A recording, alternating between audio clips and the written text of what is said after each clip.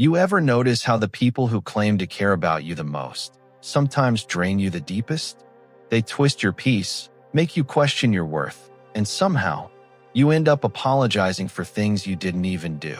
Here's the truth. Stoicism isn't just about staying calm in traffic or not checking your phone every 5 minutes.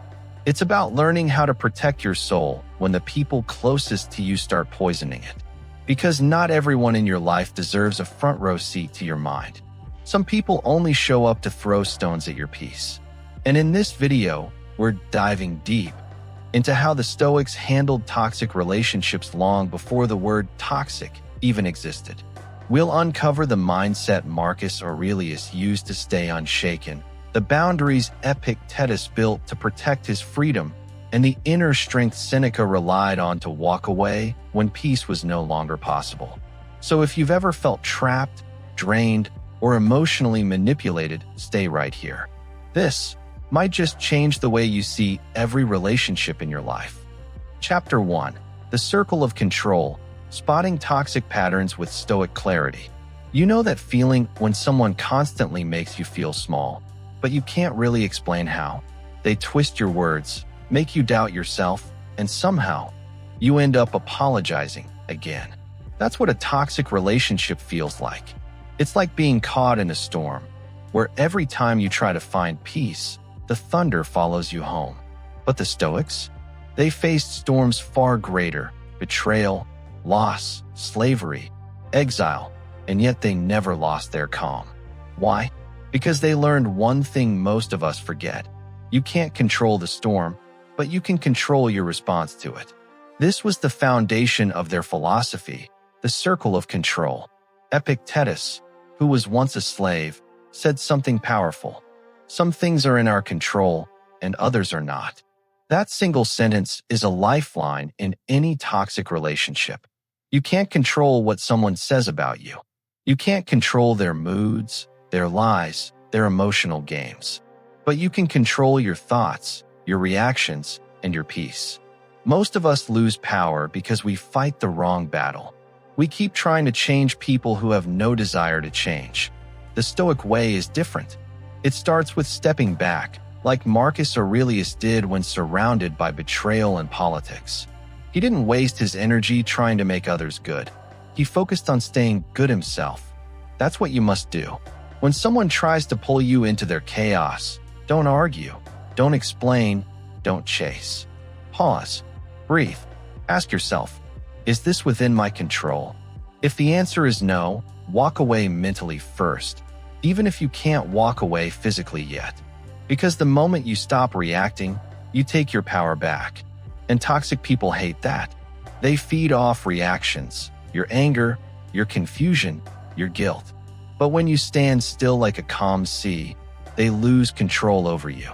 Remember, peace is not something you beg for, it's something you protect. And every time you choose not to engage in their drama, you build that peace stronger.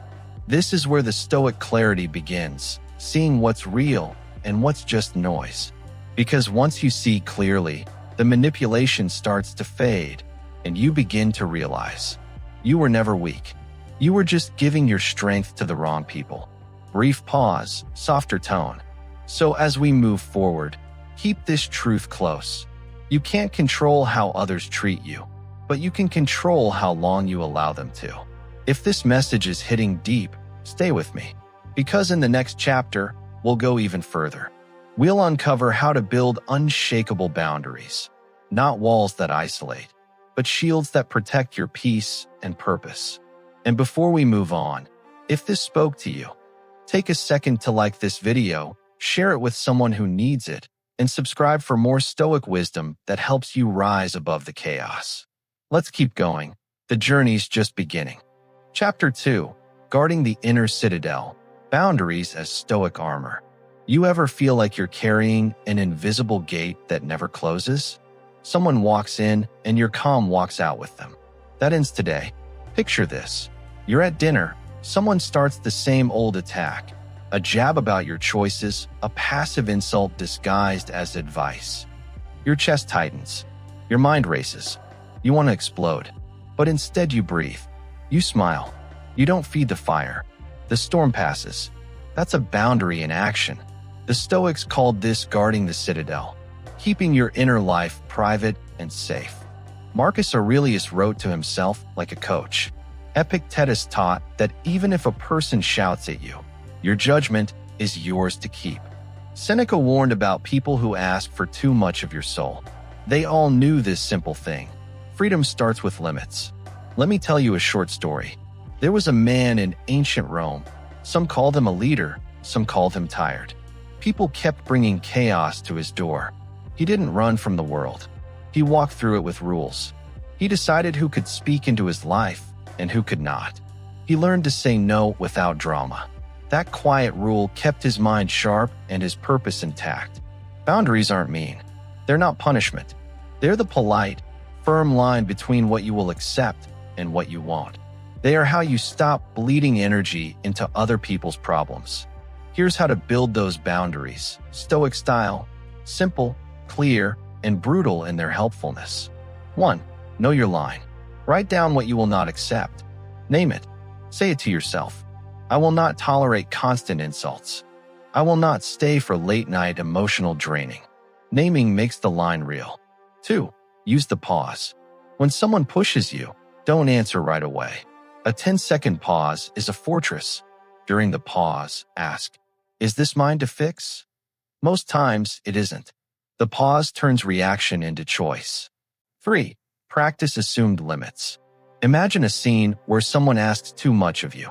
Run it in your head. Practice saying, I can't do that. I won't engage like this. This is Stoic rehearsal, Premeditatio Malorum for boundaries. When the real moment hits, you already know what to do. 4. Protect your time like a temple. If someone drains you, make meetings short. Make calls rare. Text less. Let your availability be valuable, not disposable. 5. Turn empathy into armor, not chains. You can feel compassion and still walk away. Caring doesn't mean sacrificing your core. Helping someone who repeatedly breaks your peace is not kindness. It's self-betrayal. 6. Enforce gently, then firmly. If you set a rule and it's ignored, act. Cancel a visit. End a conversation. People learn from consequences. Stoics didn't rant. They followed principle. Here's the truth. Toxic people will test your gate. They'll push, cajole, charm, guilt trip. Expect it. That's normal. The test is not why you fail. The test is why you stand. And when you stand, something strange happens. People stop pushing. Not because you scared them off. Because they know your peace is not negotiable. They respect you. Or they leave. Both are good outcomes. Boundaries also heal. When you stop giving free access to your mind, you reclaim time to think, to read, to breathe. You start living by choice again. That's discipline, not cruelty. That's Stoic courage. If you want a quick rule to use tonight, name one boundary and say it out loud. Keep it short. Make it kind. Repeat it when someone tries to pierce your peace. That little phrase will become your shield. If this chapter landed, don't drift away now. Hit like, send this to one friend who needs it, and subscribe. We're just warming up. Next, we'll learn how to stop believing every story in your head. How to choose which thoughts to give power to. Stick with me. The Citadel gets stronger from here. Chapter 3, Assent and Perception. Don't believe every thought or story. Have you ever read a text and your whole stomach dropped? And in 5 seconds you've already written the movie in your head? You picture betrayal, worst-case scenes, the grand exit. Your heart races, your sleep disappears, and all from one little message. This is how toxic relationships win. They use your mind against you. The Stoics noticed this a long time ago. Epictetus said, "It's not things that disturb us, but our judgments about them." That means the storm isn't the text. The storm is the story you tell about the text. Here's a quick story. A woman named Lila thought her boyfriend was cheating because he didn't answer for an hour.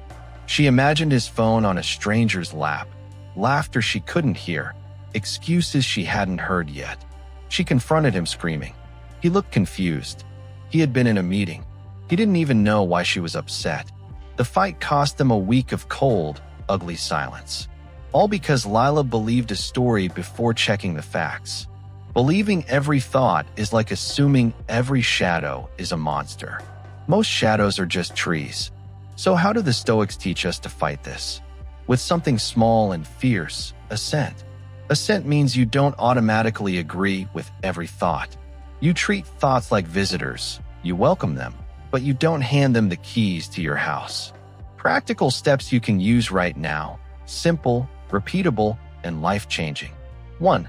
Catch the thought. Notice the moment you start spiraling. Say in your head, there's a thought. That tiny distance, naming it, slows you down. It's like blinking before you react. 2. Ask the 3 short questions. Is this true? Do I have evidence? Is this useful?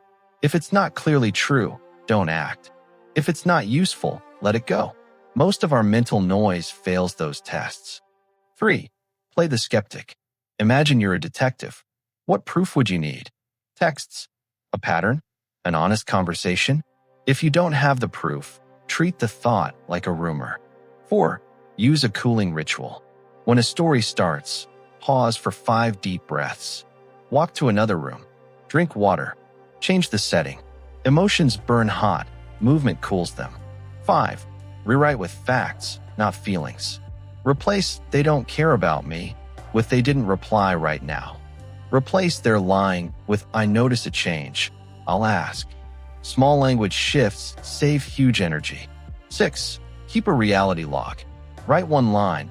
What happened? What I thought? What was true? Over time, you'll see patterns.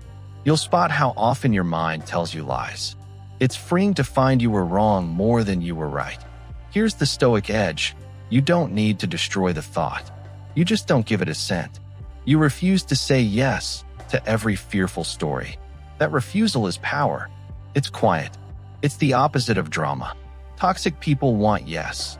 To your panic, to your chase, to your guilt. Say no. Another short story. Marcus Aurelius woke to bad news about a friend's betrayal. He journaled, "Is it within my power?" He asked the facts. He didn't gossip. He didn't explode. He acted where he could, let go where he couldn't. That's why he stayed sane in chaos. When you master assent, 3 things happen. You lose less sleep, you argue less, and you start to see real patterns, not monsters. You recover minutes, hours, whole days that used to be stolen by imagined betrayals. So here's a tiny challenge. Tonight, when your mind writes a bad story, catch it, name it, and ask, is this true? If you do this once, you'll notice a small piece. Do it twice, the piece grows. If this helped you calm your mind even a little, do something kind. Hit like, share it with someone who overthinks, and subscribe for more short rules that protect your peace. Stick around. Next chapter, we reorder what matters. How to use preferred indifference to stop people from stealing your worth. You won't want to miss it. Chapter 4, Preferred Indifference. Reordering values to resist manipulation. You ever watch someone hand their peace away like it costs nothing? They trade calm for approval. They trade time for drama. They trade self-respect for a like, a word, a nod, and then wonder why they feel empty. Here's the thing the Stoics knew. Some things really matter. Virtue, wisdom, courage, honesty.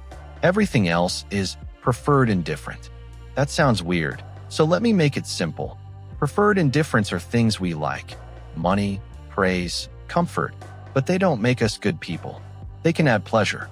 They can also steal your soul if you let them. Imagine a young trader in Rome. He wakes every day chasing praise. He brags. He lies. He loses friends because praise tastes better than truth. Later, he sits alone, richer but hollow. Seneca would say, he loved the wrong things. He chose externals over the inner life. That choice made him weak, not strong. Now imagine a different person. Same city, same temptations. But this one values honesty more than applause. He loses some deals. He keeps his sleep. He keeps his name. Who has the better life? Who is stronger when the storm hits? The answer is the second man. This is the power of reordering values. When you put virtue first, everything else falls into place. When you make comfort or approval the boss, You become easy to control. Toxic people use that. They push your buttons because they know what you care about most. So how do you reorder without becoming cold or rigid? How do you act like a human and not a martyr? 1. Name your true north. Write down 3 things that matter more than anything else. Honesty, peace, freedom. Put them where you see them. When someone tries to pull you into chaos, read those words. They reset your aim. 2. Test the price. When offered something that feels good but costs you dignity, ask, what price am I paying? If the price is my self-respect, decline. If the price is a small comfort, weigh it. Most toxic trades are expensive. 3. Practice tiny betrayals and stop them. A small example, someone gossips about a friend. You can join, or you can refuse. Refusal builds character. It's a small veto that trains your brain to choose virtue over noise. 4. Use the would this matter in a year filter. Toxic people zoom in on tiny fights. You zoom out. If it won't matter in a year, why hand them your heartbeat now? 5. Reframe needs as choices. Wanting comfort is human, but wanting it more than your peace is a choice. Choose otherwise. It's not about denial. It's about priority. 6. Celebrate the invisible wins. You get praise when you bend, but you also get quiet wins when you keep your calm. Reward those wins. Say it out loud. I chose peace today. It rewires you. Let me tell you a short story from modern life. A woman named Maya worked at a place where her boss took credit for her work. People told her to be loud, to fight, to make scenes. Maya tried. She lost energy. She lost friends. Then she tried something else. She kept doing great work. She stopped trying to control credit. She started protecting her time and energy. She learned to let praise be small and virtue be big. Months later, a new leader arrived. They noticed Maya. They promoted her. But the real prize wasn't the job. It was that Maya kept her sense of self. She didn't ruin her sleep for applause. That's the Stoic reward. Here's a simple exercise you can do tonight. Take one annoyance from today. Maybe someone called you and unloaded their problems. Maybe someone took credit. Ask, which matters more, my anger or my long-term peace? Choose the long-term peace. Practice it once. See how it feels. That small practice grows like a muscle. Remember, toxic people look for anchors to tie you down. They need you to care about what they control. When you reorder your values, those anchors break. You become hard to manipulate. You become calm in ways the noisy world cannot touch. If this chapter hit you, do something small but meaningful. Like this video, share it with one friend who needs a reminder, and subscribe so we keep building. Next up, we use Premeditatio Malorum to prepare for loss without losing yourself. You'll learn how to expect the worst and still keep your life. Don't miss it. This is where strength becomes quiet and real. Chapter 5, Premeditatio Malorum for relationships, preparing to lose without losing yourself. Have you ever felt blindsided by a breakup, a betrayal, or a sudden cutoff? Like someone pulled the rug and you had no warning? It hurts worse when it feels like it came from nowhere. What if you could see the storm before it hits and walk through it without breaking? The Stoics had a practice for that. It's called Premeditatio Malorum. Fancy words that mean, imagine the bad things before they happen. Sounds grim, right? But it's not about being negative. It's about preparing. It's about showing up ready so the pain doesn't steal your life. Think of it like training for a game.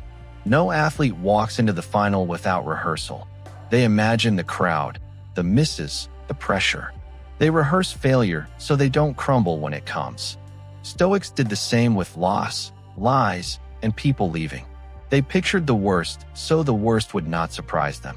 Let me tell you a short story. Sam trusted a friend with everything: time, secrets, energy. One day the friend betrayed him. Sam was crushed. He couldn't eat. He couldn't work. Months wasted. Now imagine Sam had practiced Premeditatio Malorum. He had thought, what if they betray me? How will I live? He'd rehearsed a response. He'd saved a little emotional distance.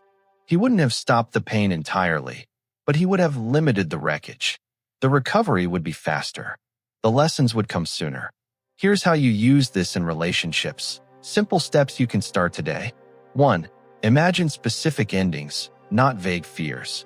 Don't doom scroll into what if everything goes wrong. Instead, ask clear questions. What if they stop calling? What if they speak badly about me? What if they leave? Picture one scene, short and focused. The goal isn't to make you bitter, it's to make you ready. 2. Script your calm. For each scene, write one line you will say to yourself. Simple. I will survive this. I did my best. This says more about them than me. Put this line somewhere you'll see it when the news hits. Your notes app, a mirror, a pocket card. When emotions flare, words trained in calm guide you. 3. Make an exit plan, emotional and practical. If someone becomes toxic, what will you do first? Maybe it's step back from messages, block if needed, call one trusted friend, take a walk. Practical steps stop panic. They give structure in chaos.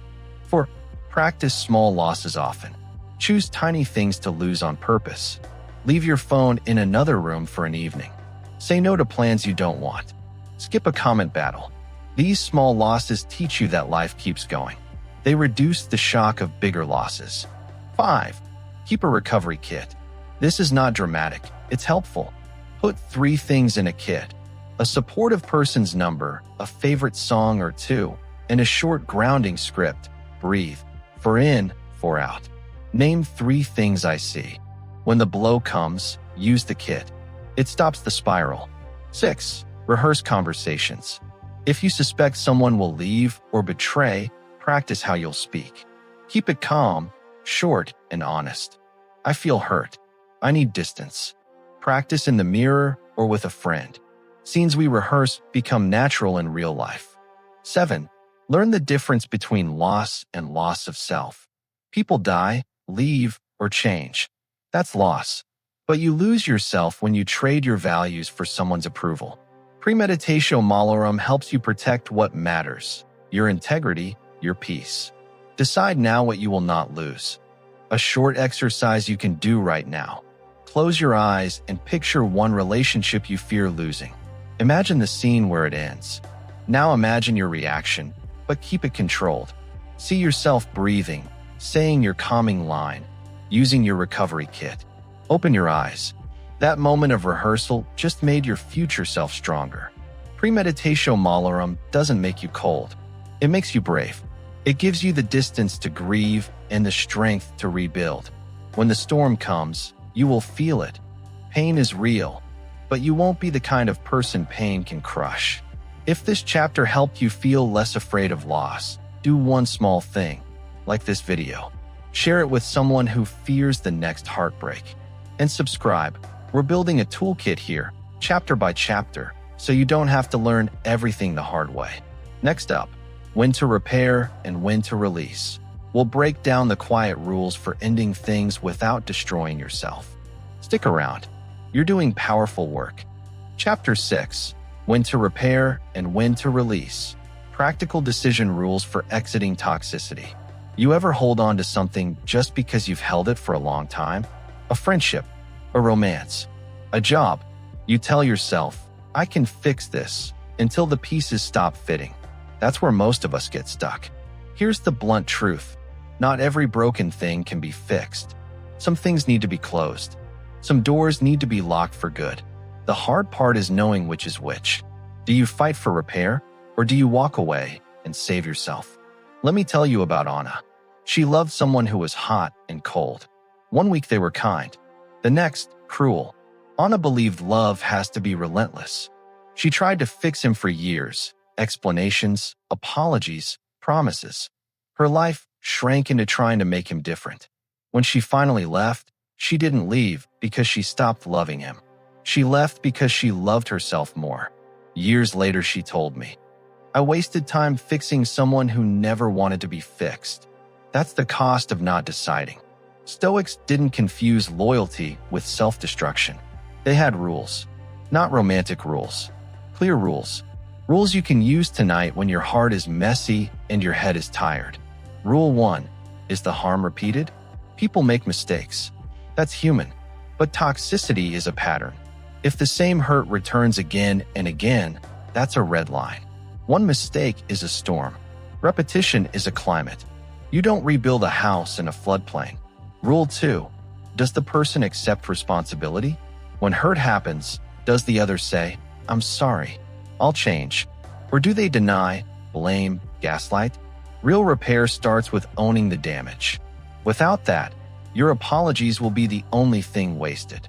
Rule 3. Are your values being compromised? If staying means lying to yourself, bending your morals, or losing your sleep regularly, you are paying too high a price for this relationship. Stoics kept virtue above comfort. If you can't be honest and true while staying, you must leave. Rule 4. Is harm escalating? If small hurts become bigger ones, yelling turns into threats, irritation turns into sabotage, don't wait for the worst to hit. Escalation shows the engine under the hood is broken. Rule 5. Are boundaries respected after you set them? You set a boundary. You name it. They cross it. You set it again. If they keep crossing, they are choosing to disrespect you. Repeated disrespect is permission to release. Rule 6. Is repair mutual or one-sided? Repair is a team effort. If you are the only one doing the work, counseling, apologies, changes, you are carrying the whole repair crew. That's not repair. That's a solo project that will burn you out. Rule 7. Can you see genuine change over time? Change shows. It's consistent, slow, and hungry for better. Quick fixes are cheap. Real change looks like habits shifting. Wait for patterns of change, not speeches. Now practical moves. What to say and do when you're deciding. First, the repair conversation, short, calm, and concrete. Say what happened, how it made you feel, and what you need. When you do X, I feel Y. I need Z. No theatrics. No long histories. If they respond with defense or silence, note that. If they respond with action, watch the action. Second, a time-limited trial. Agree to try with a clear timeline. 1 month. 6 weeks. Define small measures. Are messages kinder? Do fights end sooner? Is there follow-through like therapy or change behavior? If not, end the trial and move on. Third, exit with dignity. If you release, do it clean. Say the truth without revenge. I tried. It didn't work. I need to protect myself. Don't explain every hurt. Don't plead. Keep it simple. Your dignity is the final lesson they will learn. Fourth, soft releases exist. Sometimes you can't cut someone fully. You can step back. Less time. Less energy. Safer topics. Place them on the edge of your life while you heal. This is a smart, humane middle path. Fifth, involve a witness for safety. If there's real danger or the person reacts badly, tell someone you trust. Have a friend ready. Safety is not dramatic. It's practical. Sixth, rebuild with small pleasures. After release, do tiny things that remind you you are okay. Make tea. Walk. Call someone who makes you laugh. Rebuilding is slow but steady. One last, small story. A man named David kept trying to fix his sibling who stole from him and lied. He forgave and forgave. Each time, the trust drained. Finally, he set a rule. No money, no long stays, no alone time together. His brother kept breaking promises. David released the financial ties. He kept family, but in a safer shape. That release saved him. He didn't burn the house. He just stopped giving it the keys. Deciding to release is not always dramatic. It's often quiet. It's a steady refusal to be someone's practice problem. Repair is noble when it's mutual. Release is wise when repair is one-sided. If this chapter helped you see the difference, do a small thing for me. Like the video, share it with someone on the fence, and subscribe so you don't miss the final chapter, Rebuild with Purpose, where we stitch you back together with dignity, ritual, and real hope. Comment below one rule you'll use. I'll read them. Let's finish this the right way. Chapter 7, Rebuild with Purpose, Recovery, Virtue Practice, and Flourishing after Toxic Ties.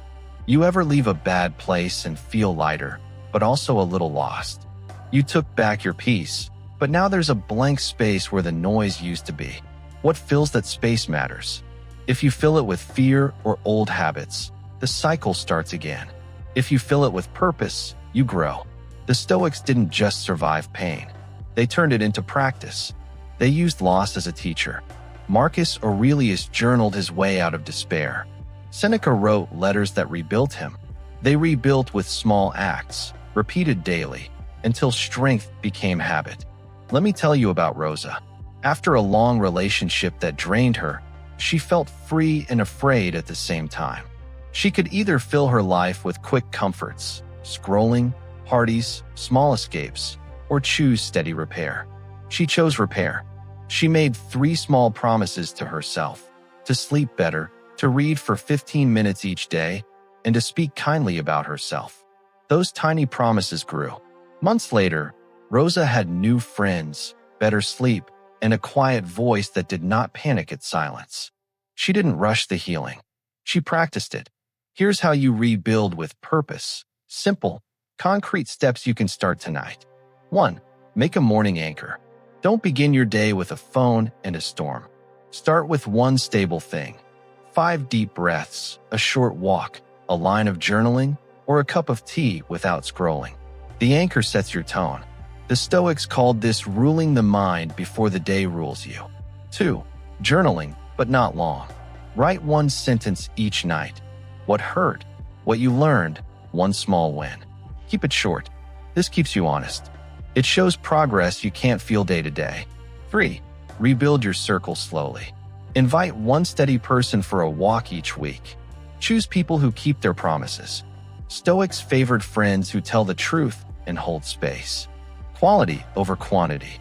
4. Small, daily virtues. Pick 3 simple virtues to practice.